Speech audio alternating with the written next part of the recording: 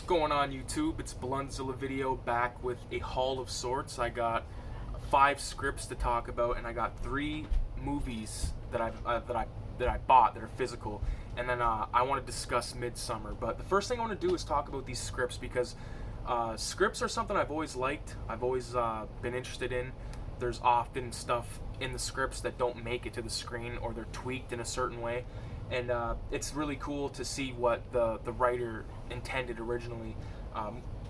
The script that I've looked at the most out of these we'll get to first, and that is the script to Wes Craven's A Nightmare on Elm Street, which is a fantastic slasher film from the 80s.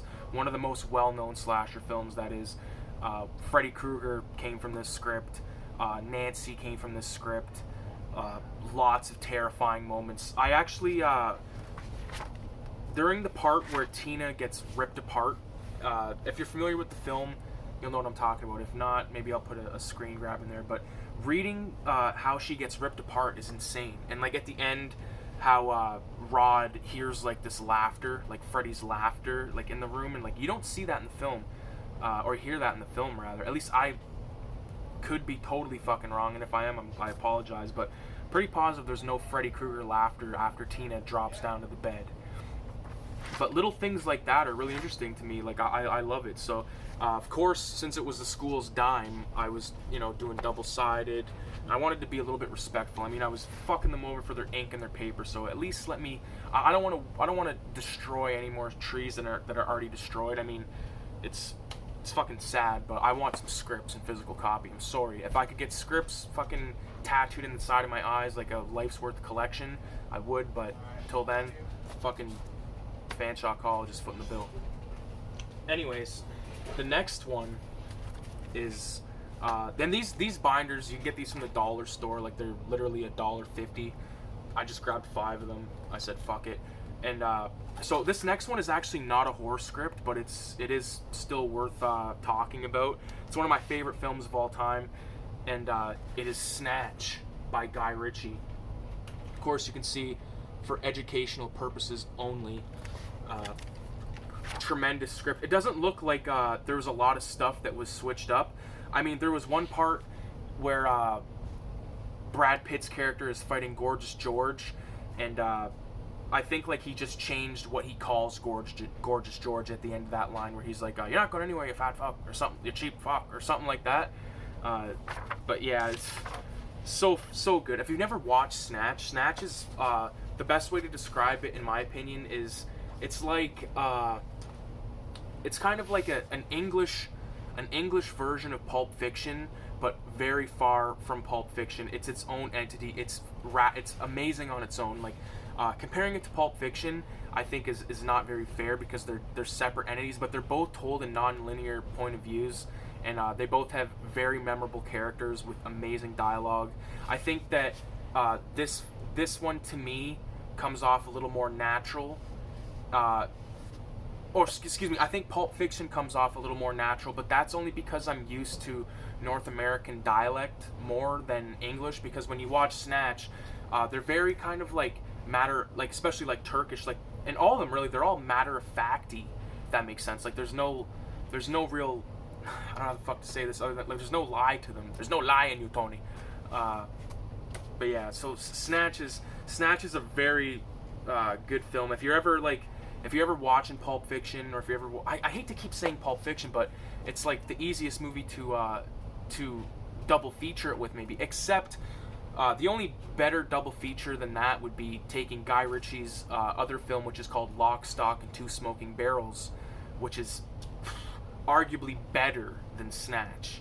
And Snatch and Lock, Stock, like, I think those two together, you got just, even though, like, what's his name, Jason Statham, even though Jason Statham is in both of them playing different characters, like, it doesn't feel like he's like the same guy kind of thing. He's like his own dude. It's hard to describe, but just check fucking Snatch out. Check Lock, Stock, and Two Smoking Barrels out as well.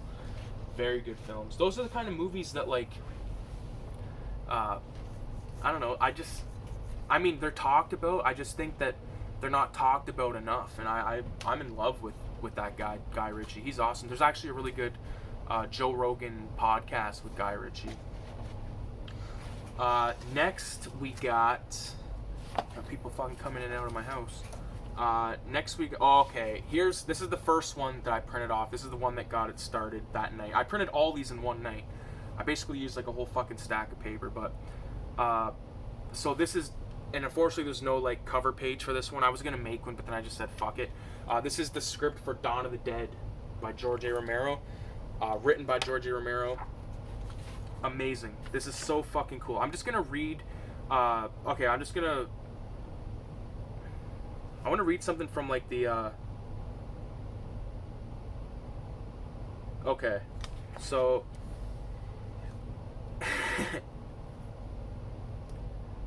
I'm sorry that this is taking a long time here for me to find something, but the troopers break into an apartment on the floor. An old couple kneels in prayer at a small altar while their children and their children's children huddle in a corner. The young husband surrenders his gun to a trooper, and Roger watches as the group is led into the hallway. Suddenly, a young black man charges out of one of the apartments. A woman appears at the door, screaming for him to stop. He breaks through a cloud of gas, and Wooly fires his automatic. The black man crashes to the floor. Wooly is crazed. He kicks in the door of another apartment and fires randomly into the room. The flurry of action causes panic among the civilians in the hall. The younger ones try to escape while the older people kneel or fall against the walls praying. Wooly's gone apeshit, man. Wooly! Wooly kicks in the door of another apartment. Roger charges at him and grabs him around the shoulders. The big man resists. His gun fires and bullets fly wildly. He struggles against Roger. I'm trying to see where like he does the fucking like he shoots the guy in the head. Maybe that's not in the script exactly, but yeah, that like to me, I think Dawn of the Dead, and I talked about this in my 31 fucking horror film video. It's just so it's such a wide scope, and it feels like a multi-genre film at times. Like to me it just feels like an exploitation film, like the best fucking exploitation film. And I was watching an episode of the Cinephiles, which I've talked about here before, and they were like trying to say, well, what is a grindhouse film, or what is an exploitation film? And basically, to sum it up, one of the guys said, well, an exploitation film is a film that you know what's about. You know what the film is about just by hearing the title, i.e. the Texas Chainsaw Massacre, or Hobo with a Shotgun, or Kill Bill. Like, you know that Bill's gonna get killed, or it's maybe that's not the best example, but you know what I'm saying. So, fuck, man, you get to a film like Dawn of the Dead, and or when you're a fan of a film when you're a fan of the film Dawn of the Dead, this is like gold. You know what I mean? I think if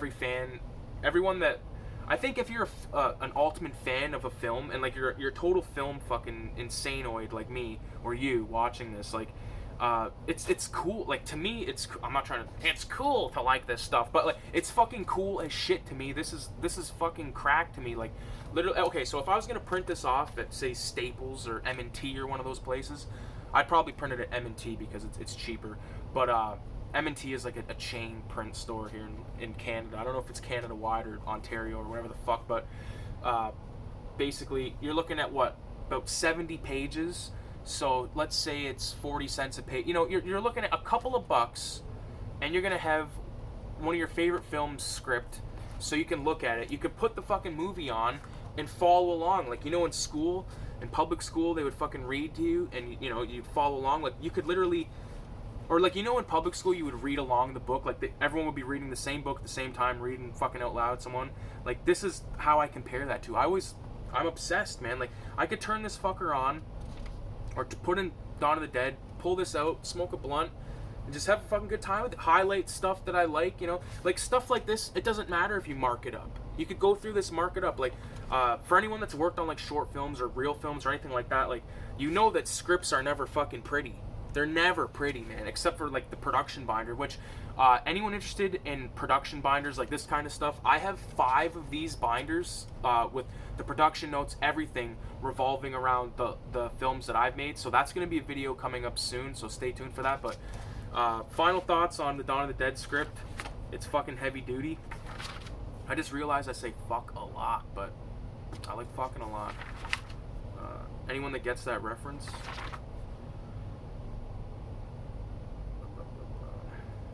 Yeah. Dawn of the Dead. Second last. Oh, I'm saving that one for last. Okay. Oh, fuck. This one, I really should be saving this one for last, but the last one, you'll know why I saved it for last. So right here we got John Carpenter and Deborah Hill, the late great Deborah Hill. Halloween, the script for fucking Halloween, man. Shooting draft revised 4/10/78. So they were shooting what in either October or April. So basically, I'm not gonna delve into this. It's Halloween. It's like the godfather of slasher films. Like, and just to go on a little bit of a side note here, like when it comes to slasher films, like what do you I'm asking you, whoever's watching this, leave a comment. What do you think is your favorite slasher film and why? Let me know. I want to start an interaction here with you guys that watch my shit, because I appreciate people watching this stuff. It means a lot to me to be able to do this with my free time, come down here, record a video, talk, and all. It's very therapeutic for me, and I want more interaction, meaning, like, I want questions. You see it, like I said a million times, you ever see a movie you want me to talk about? Let me know, and if you've said so before and I never got to it, fucking write it again, say, hey, fuckface, review this movie, I asked you to. So and I will, so just trust me on that. And I do plan on making videos more often again. I've just been fucking I don't really have an excuse, you know what I mean? I get home from work and I just kind of want to fucking chill out, and I do my fair share of watching videos. I watch a lot of stuff. I've discovered a few new channels recently. Metal Retro Reviews. He's like a guy, I'm guessing from like Georgia. He sounds like he might be from Georgia. He's got like that Georgian accent, maybe like South Carolina. I don't know if that's an insult, but I really like his videos. He actually reviewed a film called Angus, which is this film about like this fat kid and the trials and tribulations and stuff. And I was like, like a fucking single tear comes down my eye. I'm like, how have I never seen this? Like, I've seen Heavyweights, of course. I've seen Big Green, like all those kind of movies. Sandlot. Not a big fan of like the Big Green. Like, not that I'm not a fan of it, but I don't like soccer.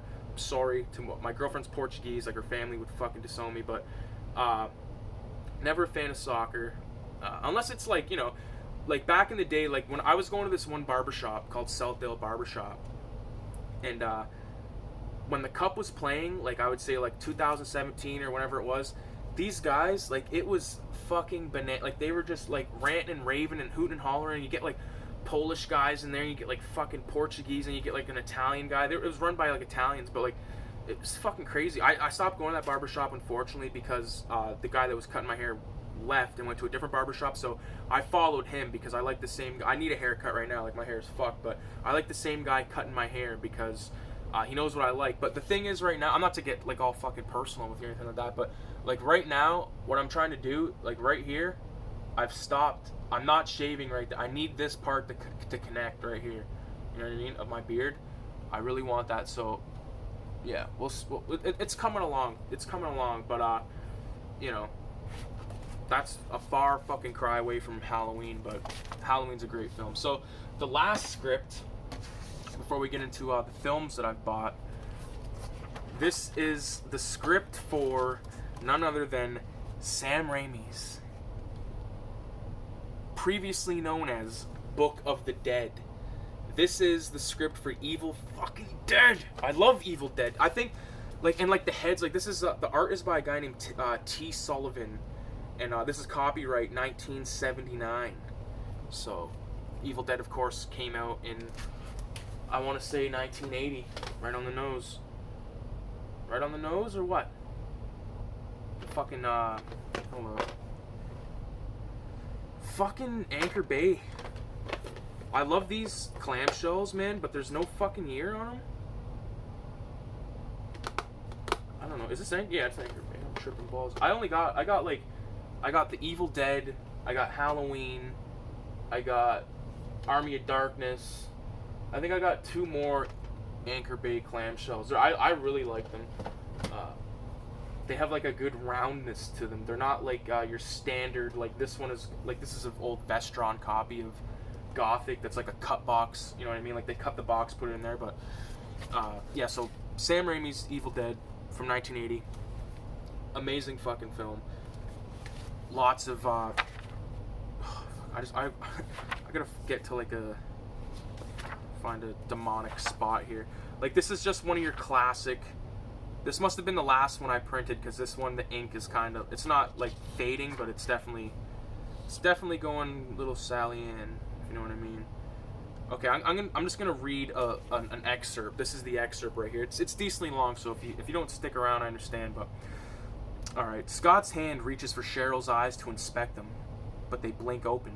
The pen in her hand raises upward, then slashes down, ripping into Linda's Achilles tendon. Linda screams fiercely, and with a blur, the bloodied pen is raised again. Ashley grabs Cheryl's arm, stopping her, but with a powerful swipe, she swings her remaining arm at Linda, who is sent sprawling across the cabin floor. Cheryl then clutches Ashley and, almost lifting him, sends his body reeling across the room and into a bookcase, which topples over, trapping him beneath its weight. Shelley stands screaming as Cheryl now advances towards Ashley's face with the bloody pen. He struggles to pull himself out, but cannot. Cheryl is almost upon him when Scott grabs her from behind. Effortlessly, she tosses him off and moves toward Ashley again. Scott climbs to his feet and grabs the axe. Cheryl raises the pen above Ashley's face, and Scott gives her a sharp jab in the jaw with a wooden handle. Cheryl stumbles past Linda and falls backwards, head first into the cellar.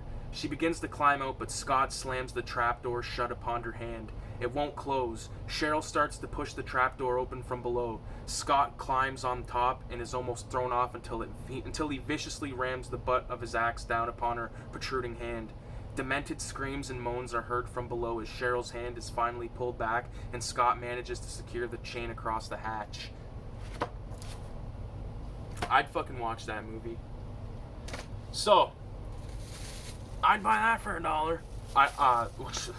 I wish I bought these for a fucking $1. This is one of the more expensive hauls that I've had as of recent, totaling $48. One of them is used, but one of them is one I've needed, and I actually, there it is right here. So during the 31 favorite horror films list, I talked about Maniac, right? And this is the only copy I have of Maniac, which is very sad, very lonely. DVD-R that I made. This actually is a good fucking copy because it's got Demons and Maniac. So I'll give this to my dad because I know he doesn't have either one of these. I don't even think he's ever seen either one of these. Like I know he's seen Demons, but like when I showed him Demons, I'm pretty sure he was like, Demons! You know what I mean? So you gotta kind of pay attention. I mean, you don't have to take these movies seriously, but when you actually watch them, like I know my dad, and like I know that he would actually would enjoy that. Like he'd love Maniac, fucking insane. But what I'm getting at is I'm just gonna remove the sticker here, the little price sticker. So I picked up Maniac here from Odyssey Records, which is a fantastic little vinyl movie store / independent screening room where you can watch films, you can see concerts, all that kind of stuff. I've actually collaborated with him making a video for his business, which will be dropped probably this fucking week. And I'm actually going to film an event there coming up on Tuesday. So that'll be fun. It's not paid or anything, but what the fuck, you know? What the fuck? Help some people out, get my name out there. I never fucking expected to like jump out the gate and like have people fucking throwing jobs at me, but the fact that, you know, I went to this guy, asked him if I could make a video, he said yes, and now he's asked me to do something, so I think, you know what, I owe it to this guy to go do that. And it's like a little concert. It's a big deal to me. I'm playing it down, but I really like being, I really appreciate being called or being asked or beckoned, you know. So Maniac right there. I'm obsessed with this film. It's amazing. Really cool little card here where you got a bunch of the, I guess, like newspaper advertisements for the film. Very cool. A classic poster. My favorite podcast, 22 Shots in Moods and Horror, they released a shirt with this as the image, but it's like decked out with their stuff. And I was gonna buy one of the shirts, but I blinked basically, and my size was gone. There's still, I think, a few left. I'm thinking about buying one and then just kind of fashioning it a certain way to like hang on the wall, but like not. I don't want to hang a T-shirt on the fucking wall, but like you could fold it a certain way and like maybe even frame it. You know what I mean? And have it, because I spend a lot of time with those guys, listening to them and stuff like that. So I really would like supporting them. I've actually considered becoming a Patreon member for them, but you know, I don't really fucking know about that. But Maniac. So the next two films are both by the exact same writer-director, and I think they're both great. I'm gonna briefly go over them real fucking fast because they're a, you know, there's a lot to explain with these films, and they are the films of Jordan Peele. Jordan Peele, of course, from the Mad TV back. That's how I discovered Jordan Peele, through Mad TV. Thought he was funny. Then they did Key and Peele, and I thought that was funny. And then all of a sudden, it's like the guy from Key and Peele Peele from Key and Peele is making a fucking a horror film, and it's like, whoa, what the fuck? And I think that was kind of an, you know, I think like I had heard that Danny McBride was going to be directing Halloween, and I was like, wow, like he's a comedic writer, you know what I mean? Like that's kind of fucking strange, but we'll see what happens. And then I knew this guy was making this movie. This was slightly before that new Halloween, I believe, but very, very like sharp. These movies are hard to describe. They're a good, I guess you would call like a post-Trump, you know, or, you know, a post-election film where it's really tackling strong subject matter. That's like, you know, it's not like really, it's not like the kind of horror film that like you show to someone, like you could show this to like your average film goer and they'd probably be like, wow, like that's crazy. But if you show this to a horror fan, you're gonna be like, what? Like this is insane. Like to me, it's insane because like it's a new you know, kind of story that has like this weird deep thing happening where basically, if you have the movie I'm talking about is Get Out, by the way, and basically, so you have character Chris, I believe is his name, and he's with this white broad, forget her name, and they're going to stay with her family for the weekend, and she does like, this chick is such a conniving cunt. That's all I'm gonna say. I just spoiled everything, but like she is a conniving cunt, and it's so fucking like I was so on this guy's side the whole film, and like if you look at this from like a race perspective, like my brother, like we have different dads. My brother's half black, right? And when I watched this film, I put him as the guy, if that makes sense. Like I looked at the main character as my brother, and it's, maybe that sounds fucking weird, but like I could see like truths coming out in this fucking film, like the way that like the guy from Billy Madison, the way he like talks to him, you know, he kind of like, hey bro, or whatever, like that kind of shit. Like it's like you see that for real, and it kind of makes it believable to me because I've seen it in real life, and it's just not like what happens in this movie, but like I've seen people like change how they are in the presence of people that aren't in their same race, if that makes sense. Like, to me, it's fucking stupid. I come from like I just said, I come from a mixed race fucking family. I wish there was gangs like the Warriors just strolling my streets. You know, I'm for multicultural. I'm from Canada. All right, so I think what he's done is made a new refreshing type of horror film with this one. And then you got Us, which these are both brand goddamn new, not even open. Like I bought the DVDs because I went there to buy Us, and I was like, I wonder if they'll have Get Out for $5. They had Get Out for $5, so yeah, Us is a weird one because it's like taking, when it first started out, just this is spoiler ridden right now, by the way. when I first seen this movie, when it first opened up and like the girl goes to like that Indian like tent thing, like that kind of like spirit guide thing, I thought, fuck, this movie's gonna be like that episode of The Simpsons where Lisa goes into one of those fucking Native American tents and has a vision quest, and at the end it's all gonna be like it was a vision quest. And then I was kind of disappointed by that, to be honest with you. I was like, fuck, like here we go, right? But no, very different.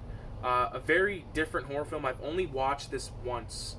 So, and this is the kind of film that begs a second viewing, which, as well as the film I'm about to talk to after this, I'm going to talk about. Holy fuck. The film that I talk about after this one is also fucked. Or whatever I just meant. You know what? I've been talking for 25 minutes here. It's fucking unreal. It's weird when you're talking to yourself, looking at yourself. I'll never get used to that. But, basically, this movie is about, it's a doppelganger horror film. And it's definitely...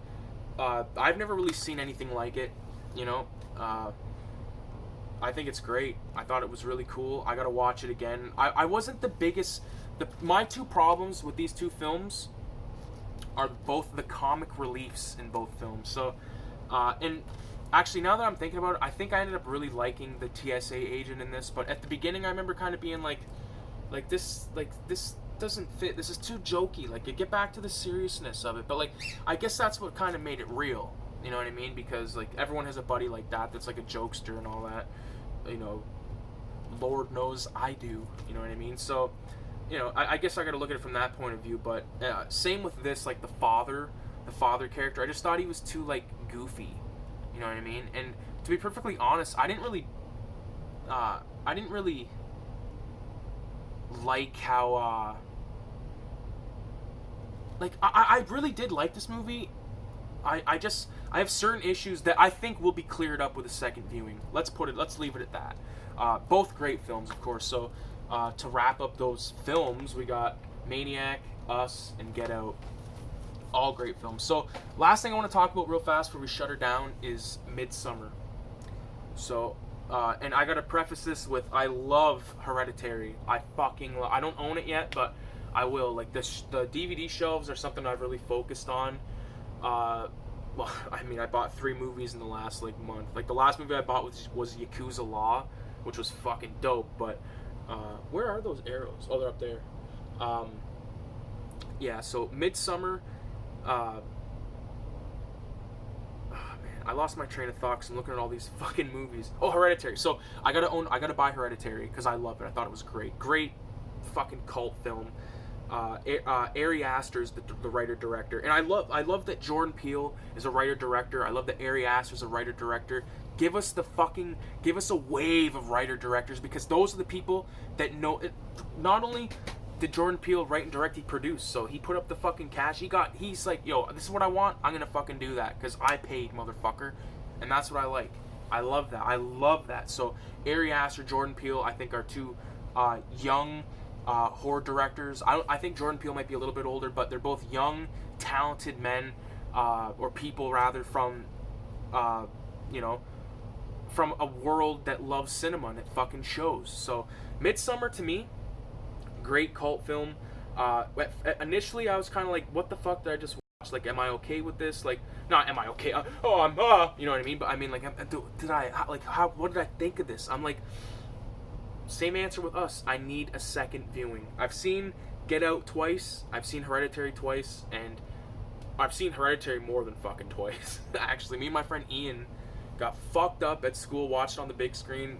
It was dope. We watched Funny Games as well. If you've never heard of Funny Games, it's like a Hungarian film, or it's a Eastern European film that is crazy, but they remade it so in American, like, you could watch either or. Both of them are fantastic, but Midsummer gets my pass for sure, but I definitely need to watch it again. So thank you for watching, and thank you for your continued watching, continued support, all that stuff, leaving me loving film even more every time I do one of these videos. I just marinate about it, so thank you for watching, and yeah, leave a comment. Thanks. Adios.